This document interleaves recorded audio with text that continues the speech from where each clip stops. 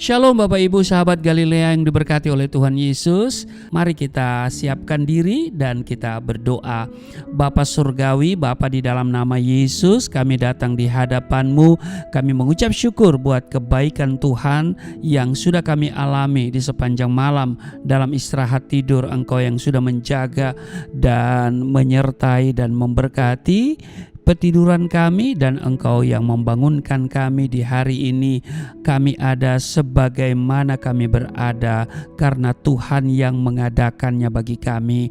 Itu sebabnya kami selalu mau mendengarkan firman-Mu, dan karena itu urapi kami, buka hati pikiran kami. Terpujilah Engkau juga urapi hamba-Mu yang tidak ada apa-apanya. Setiap kata kalimat yang keluar dari mulut hamba-Mu adalah kata kalimat penuh kuasa, penuh urapan, yang mendengar diberkati, berakar, bertumbuh, berbuah di dalam Engkau. Kami diamkan seluruh suara hati kami, kecuali suara Tuhan yang kami mau dengar. Di dalam nama Tuhan Yesus Kristus, kami siap dibentuk, kami siap diberkati. Setiap kita yang siap dibentuk, diberkati di hari ini, berkata amin. Bapak Ibu, mari kita akan membaca di dalam Matius pasal 15 ayat 21 sampai dengan ayat yang ke-28. Lalu Yesus pergi dari situ dan menyingkir ke daerah Tirus dan Sidon. Maka datanglah seorang perempuan Kanaan dari daerah itu dan berseru, "Kasihanilah aku ya Tuhan, anak Daud, karena anakku perempuan kerasukan setan dan sangat menderita." Tetapi Yesus sama sekali tidak menjawabnya. Lalu murid-muridnya datang dan meminta kepadanya, "Suruhlah ia pergi, ia mengikuti kita," dengan berteriak-teriak. Jawab Yesus, "Aku diutus hanya kepada domba-domba yang hilang dari umat Israel." Tetapi perempuan itu mendekat dan menyembah Dia sambil berkata, "Tuhan, tolonglah aku."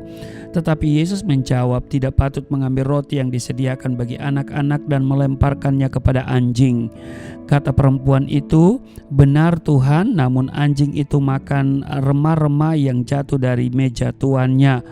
Maka Yesus menjawab dan berkata kepadanya, "Hai ibu, besar imanmu, maka jadilah kepadamu seperti yang kau kehendaki." Dan seketika itu juga anaknya sembuh. Bapak Ibu, demikian di Matius 15 ayat 21 sampai dengan 28. Kita melihat di ayat 26 dan 27. Tetapi Yesus menjawab, "Tidak patut mengambil roti yang disediakan bagi anak-anak dan melemparkannya kepada anjing."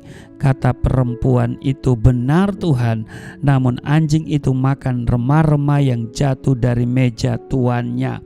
Bapak Ibu, pada Matius 15 ayat 21 sampai 28 yang kita baca tadi, Tuhan Yesus pergi dan menyingkir ke daerah Tirus dan Sidon. Daerah Tirus dan Sidon adalah daerah orang-orang kafir yang tentu tidak percaya kepada Tuhan Yesus.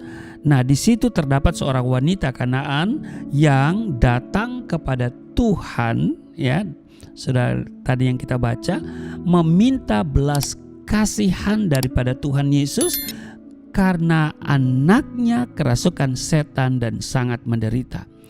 Tetapi kita lihat bahwa Tuhan Yesus diam, Dia tidak menjawabnya. Tetapi perhatikan bahwa wanita itu tidak kecewa, melainkan dia terus berjalan maju mengikuti Tuhan Yesus.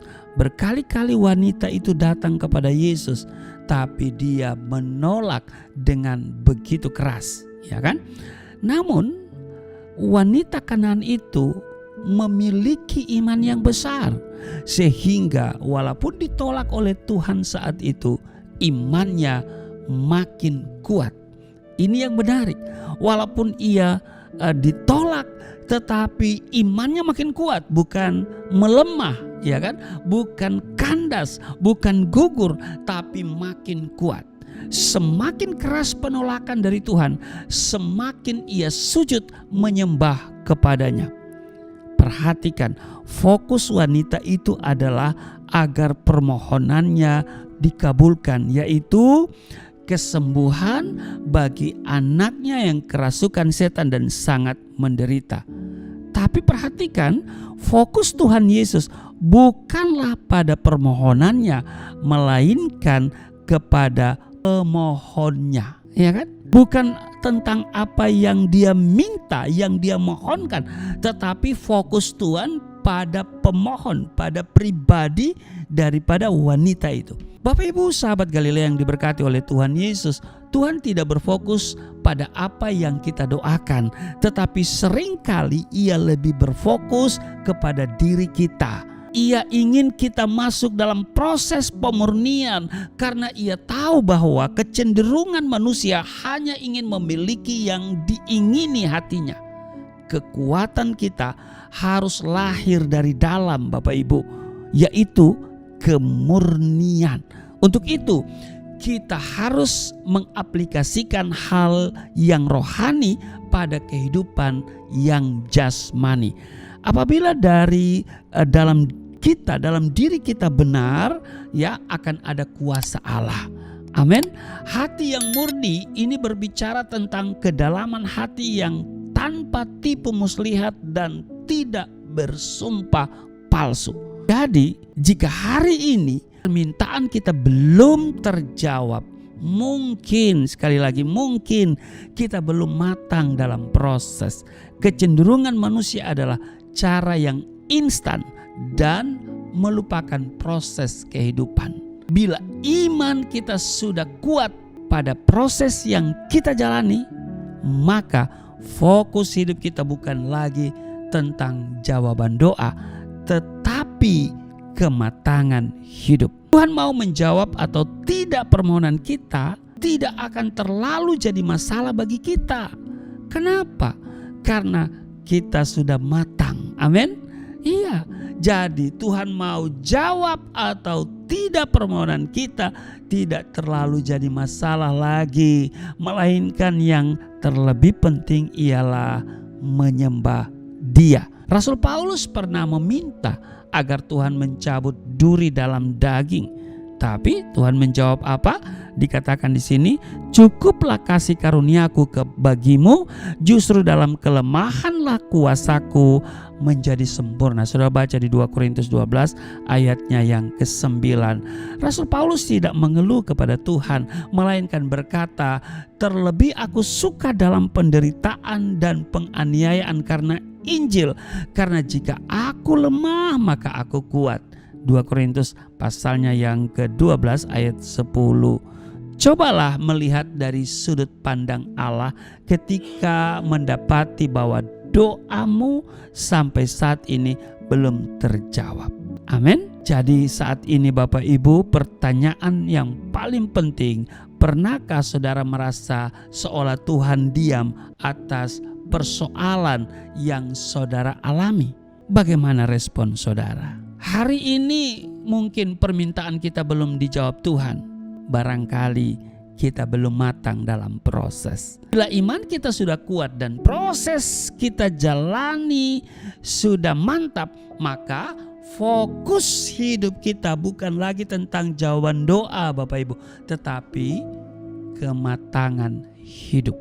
Karena itu Bapak Ibu Saudara yang kekasih, ketika doamu belum dijawab oleh Tuhan, Tuhan sedang fokus pada dirimu, bukan pada apa yang engkau minta. Itu sebabnya ketika engkau belum dijawab doamu, sabar. Terus bertekun di dalam doa. Saya percaya Tuhan tidak pernah lalai untuk menjawab doa. Iya kan? Bahwa Tuhan pasti menjawab doa kita, tetapi menurut waktunya Tuhan, bukan waktu kita. Kalau doamu saat ini belum ada jawaban, mungkin ya kita belum selesai dengan Tuhan. Kita belum selesai dengan diri kita, ya kan? Tuhan mau kita dibersihkan dari segala hal-hal yang tidak berkenan di hadapannya. Kiranya kita semakin berkenan kepada Tuhan, sehingga apa yang kita minta, sehingga apa yang kita serukan, kita akan segera melihat jawaban doa itu. Amin. Tuhan Yesus memberkati. Mari kita berdoa. Terima kasih untuk hari ini kami diingatkan saat Tuhan belum menjawab doa kami kami akan terus berharap, terus berdoa, dan kami akan terus mendekat kepadamu seperti perempuan Kanaan yang percaya waktu dia datang kepada Tuhan dengan harapan yang besar bahwa Tuhan sanggup menolong dan menyembuhkan anaknya. Tetapi pada seruan pertama Tuhan diam, seolah-olah menghindar, seolah-olah tidak mau menjawab. Tetapi perempuan itu terus mendekat, terus menyembah dan sambil berseru kepadamu, dan Tuhan memperlihatkan, menyatakan bahwa engkau sanggup menolongnya, sehingga engkau berkata, "Hai ibu, besar imanmu," sehingga apa yang engkau kehendaki terjadilah. Maka saat itu anaknya menjadi sembuh. Terpujilah engkau yang begitu bermurah hati, dan kemurahan hatimu lebih daripada hidup. Berkati seluruh sahabat Galilea dalam tugas kerja mereka hari ini. Ada penyertaan, ada perlindungan, mereka terhindar dari mara bahaya, kecelakaan, penyakit sampar, niat orang-orang jahat. Di dalam nama Yesus ada berkat yang melimpah mereka terima hari ini di dalam nama Tuhan Yesus. Haleluya, amin.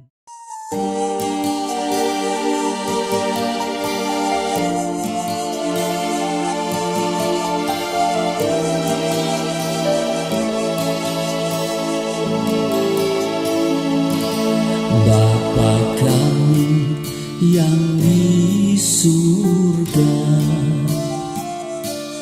dimuliakanlah nama-Mu. Datanglah kerajaan, jadilah kehendak-Mu di bumi seperti di surga.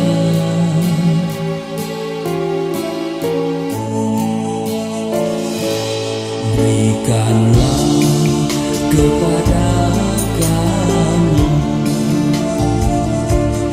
makanan yang secukupnya.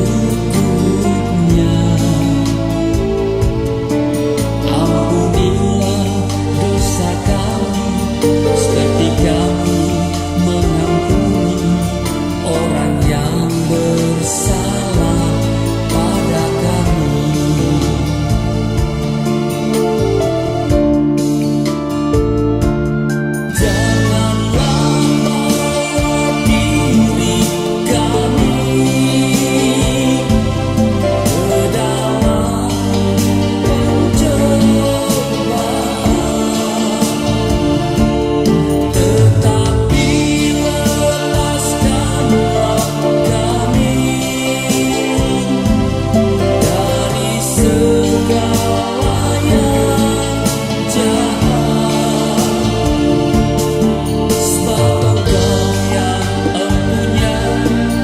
Kerajaan